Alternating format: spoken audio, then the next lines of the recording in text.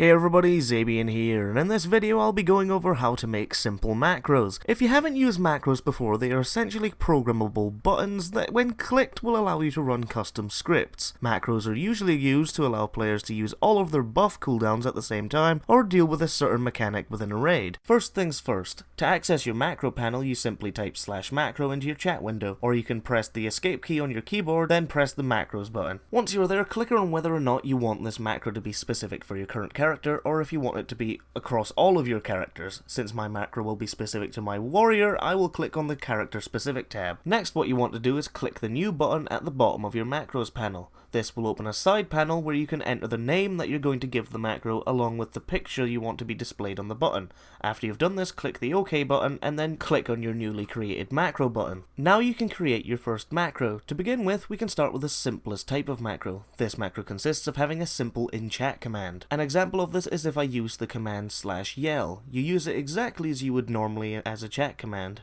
You can pretty much do this with every chat command. Now moving on to using player and item abilities with a macro. There are slight differences between the two, but they should be easy to follow as it's just different commands. Using a player ability uses the command /cast. However, to use a trinket or other item ability, you would have to use the command /use instead. However, using these abilities is roughly the same structure-wise. You put the command, followed by the name of the item or ability that you want to use. On my warrior, I use a macro to deal burst damage, and yes, I use Blade Storm.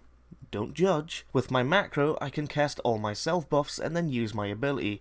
Bear in mind that macro setup using abilities should always put into the order that you would normally use your abilities. I wouldn't normally use this trinket in this macro as it's more of a defense. I'm just using it here as an example. Now for a macro that I may have only created last night, but I found it to be extremely useful. It was actually as a request from a battle tag friend for this video, so I've decided to share this macro with you guys. The basis of this macro is to change your macro button according to which talent you've selected within your 3 options. Instead of having to drag the ability onto your bar all the time, it will instead be automatically updated for you and ready to be used without any further configuration. Setting up this macro for yourself is simple. For the number on the left, simply count how many rows down it is until the talents you wish to choose between. Then for each of the options, change the left number to what number of rows you counted. Next, you have to change the right number on each of the options to which number from left to right they are on your talents bar. Then add the name of the talent after that. Do note that the name of the talent has to be spelt correctly, or a red question mark or whatever button image that you selected